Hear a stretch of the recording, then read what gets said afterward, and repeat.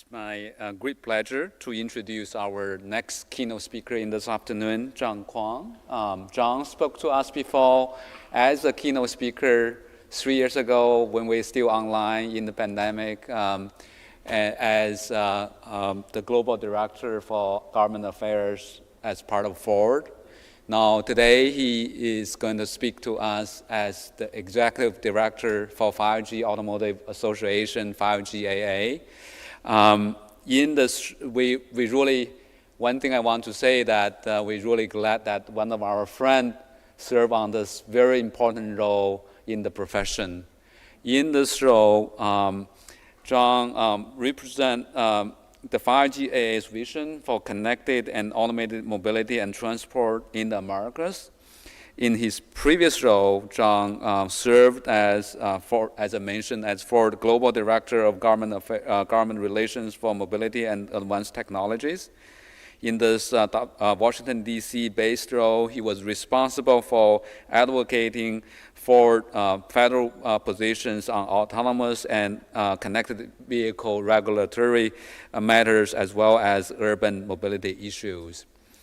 Previously, John spent over 10 years in Ford Asian Pacific Group in a variety of roles, including Director of Asia Pacific Integration, Director of International Government Affairs for Asia Pacific Matters in Washington, D.C., Regional Vice President for Government Affairs for Ford Asia Pacific Operation based in Shanghai, and Director of Strategy and Business Development and Planning Group for Asia Pacific, which was based in Dearborn. With that, let's welcome John Kwant.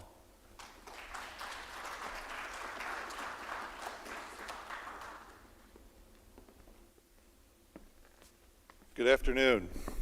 I will try and stay close to this. As Professor Liu said, when I spoke 2 years ago, I had the prime keynote morning spot. It was virtual, but I must have gotten very low ratings to end up in the endnote spot here to this afternoon. But I'll do my best here because this is always the time of the afternoon where everyone hits a food coma from lunch, right? So we'll try and keep you entertained and informative, and I'll try and make up some time here to get you back on schedule. As was mentioned, I spent the last 4 years in Washington, D.C. trying to advocate for both autonomous vehicle, federal policy for AVs at the federal level, as well as connected vehicle policy. And while sometimes when you're working in the AV space, it feels like you're banging a 2x4 against your head trying to get Congress to act, and we heard a little bit about that yesterday, within the connected vehicle space, I think we've actually made some progress. It's been a rough 4 years. Those of us who've been working in this, if not for the last 4 years, if you think about the last 24 years when the spectrum was first granted for ITS, it's been tough. But one of the things that took me out of retirement, because I'd retired from Ford in October of last year. One of the very last events that I did before I retired was attending, on behalf of Ford, a workshop that the DOT had put together to talk about how do we move forward with the spectrum that we have, and how do we get people aligned, both the public and private sector. And what I witnessed at that meeting in late September last year was a lot of alignment. There were green shoots in terms of some of the things you see here on the slide, in terms of broad public-private alignment. There were joint waiver requests being filed. There was increased funding for smart infrastructure, which I had helped with in my role at Ford, as well as with 5GAA. And I think what's most important, and what's nice about having this speaking spot is that you get to listen to everyone else and then try and incorporate things into your own presentation. So I've been doing that over the last day and a half. And I think collectively, people realize what the safety benefits could be from both connected and autonomous vehicles. And that's what I want to talk a little bit about today. This chart is from a publication called The Visual Capitalist, and maybe some of you have seen this slide before, but it's a history of safety technologies in vehicles since 1960. So we're talking about things like the 2-point seatbelt, the 3-point seatbelt, and you keep going on and on, you know, with everything that's shown here. Anti-lock brakes, airbags, tire pressure monitoring, backup cameras, things that today we take for granted that are in the vehicles that are released. Think about if you've rented a car that either has a very small backup camera or maybe driven an older car that doesn't have one. It's a pain. Like, you get spoiled when you have that camera now in your console. I mean, I hate doing this, you know, turning around and looking back to back up. But we begin to take these technologies for granted because they're there, and these technologies have saved lives. What the data shows is that the number of fatalities for every 100 million miles driven was 5.1 back in 1960, and that's fallen to 1.1. While the car park has increased significantly and the number of miles driven is up like 4 times since 1960. So we still have too many deaths on roadways at 40,000. That's still intolerable in my opinion. But we know that when we introduce safety technologies that they have a seminal effect. And so we have to start asking ourselves, what is that next technology that's going to provide the next breakthrough to cut into that 40,000 annual fatality rate?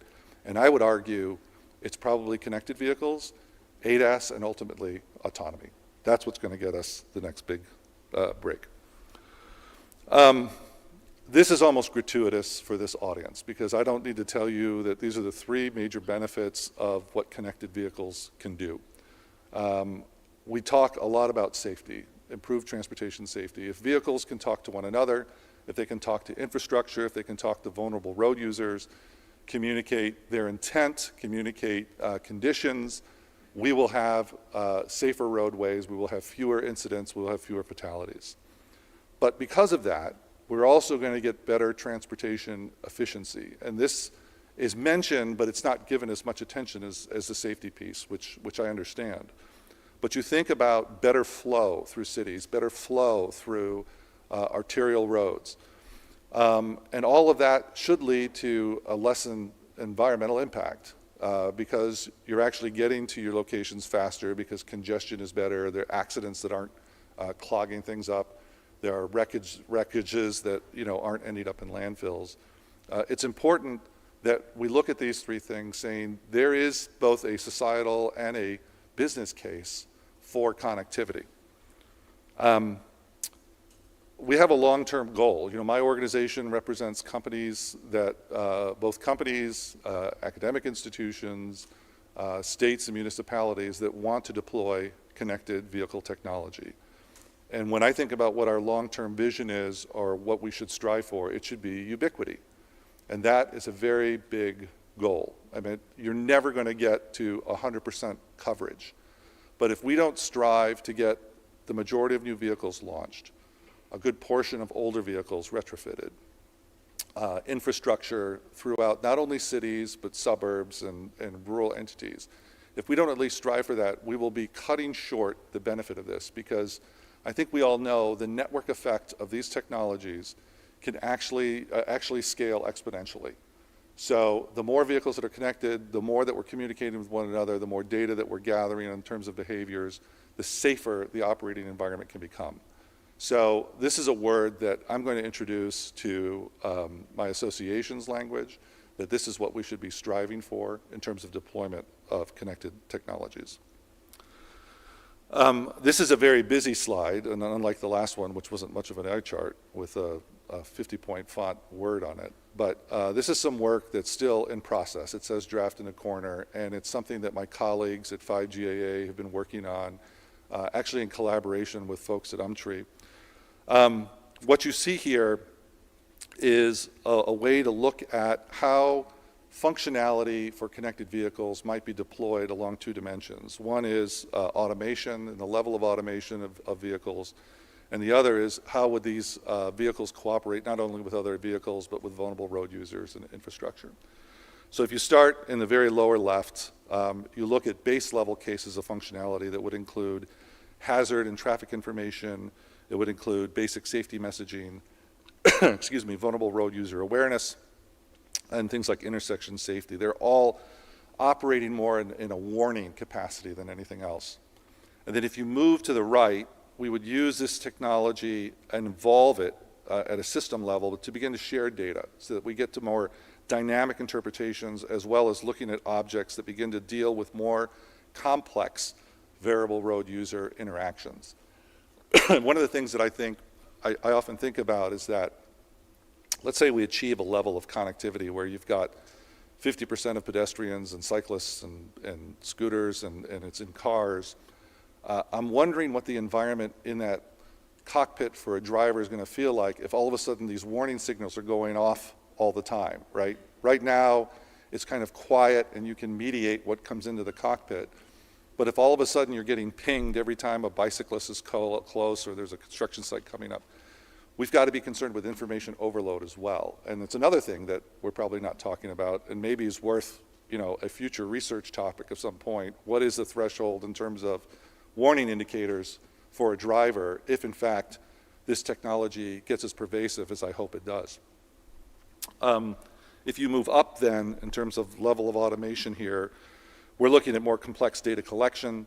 We're looking at dynamic sharing to enhance high-definition mapping, as well as dynamic intersection management and traffic flow. So you would come to an intersection, and if all the vehicles had this technology, right now, the edge case for drivers is that you decide who got there first and who proceeds through. But how many times do you get to an intersection kind of at the same time the other person is, and you're nudging, they're nudging, and finally somebody waves somebody through. Or if you live in Boston, they just kind of go through and leave you there at the corner. What I think, though, is that if you then move up to the upper right, what we're building these blocks to with connectivity is ultimately enhancing both ADAS as well as autonomous technologies.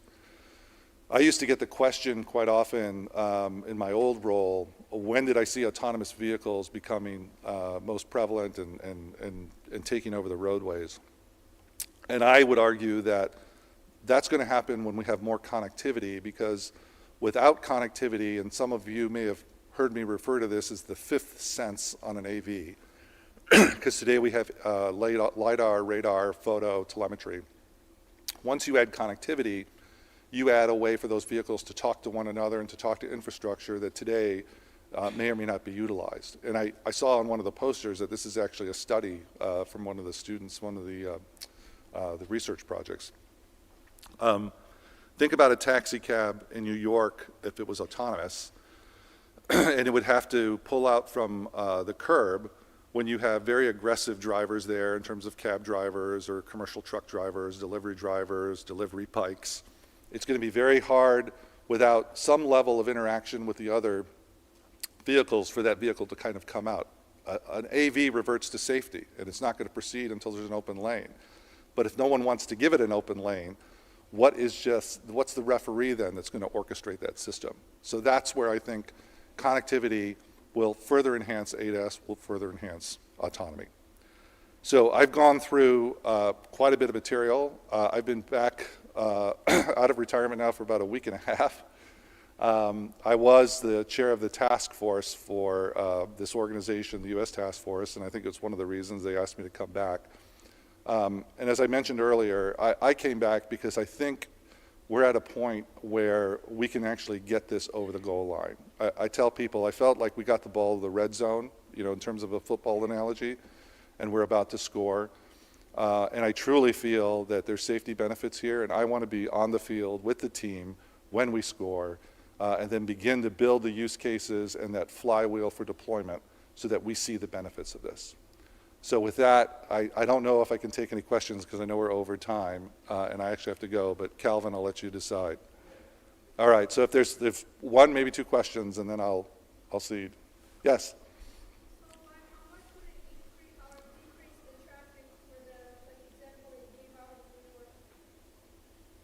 So that's going to be highly dependent, right? I think if you look at today, you have to look at what accidents could be avoided if this technology was deployed. And it's hard, I think, to envision, but I think if even with the systems that we have on cars today where you have preemptive braking, those are things that are preventing accidents. And this just becomes another layer there to almost say, you know what? maybe you don't go on that route. Like unless you use trip planning tools like Waze or Google Maps right now, and you end up taking the same route home that you always do, something like connected vehicle technologies could basically tell you, you know what, I know we go home the same route every day, but today there's an accident on Washtenaw Avenue. So you may want to head north or you may want to take a different route. There are a lot of things that I think it can help do in terms of navigation and traffic flow, but to actually gauge what it is, it'll depend on the operating environment and what it is. Hi, John. This is this is Judy Chen from University of Minnesota. So wonder whether 5GAA is working with 3GPP to develop some of the standards for the V2X technology. Yeah, it's ultimately we're championing C-V2X, which is what the FCC has said will be deployed in the 30 megahertz, that was left. So that's what we've applied for waivers for. Our members have applied for waivers for, and hopefully we'll get final rules in short order as well on that. So in one of your slides, you mentioned there's a dedicated spectrum allocated for the V2X communication. I'm sorry, I didn't understand. So in one of your early slides, you have lines and spectrum have been allocated. Sorry, the radio spectrum, yes, that have been allocated for the V2X? Yeah, this is the 5.9 gigahertz spectrum, so the Okay. 30 megahertz that is left. We had 75, and I am not a veteran of this, right? I'm sure there's people in the audience who were around in 99 when it was granted, and there was 10 years of deliberation between the public and private sector as to what the standard should be.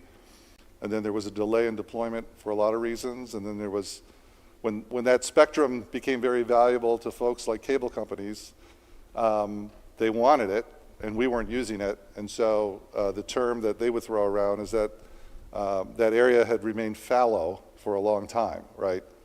So we fought to try and keep it, and now we're trying to utilize the remaining 30 and make sure that we get deployments before people start saying, you're not even using that 30. There are a lot of people that want to watch cat videos. We need that 30 megahertz yet, All right. Well, thank you. I'm sorry I was truncated and rushed, but it's been great to be back on campus. I was, even Washtenaw Community Campus, but I'm a Michigan grad. My wife is, my son is. My daughter was the only traitor. She went to IU, but that's okay. We love her still. So thank you. Have a great rest of conference.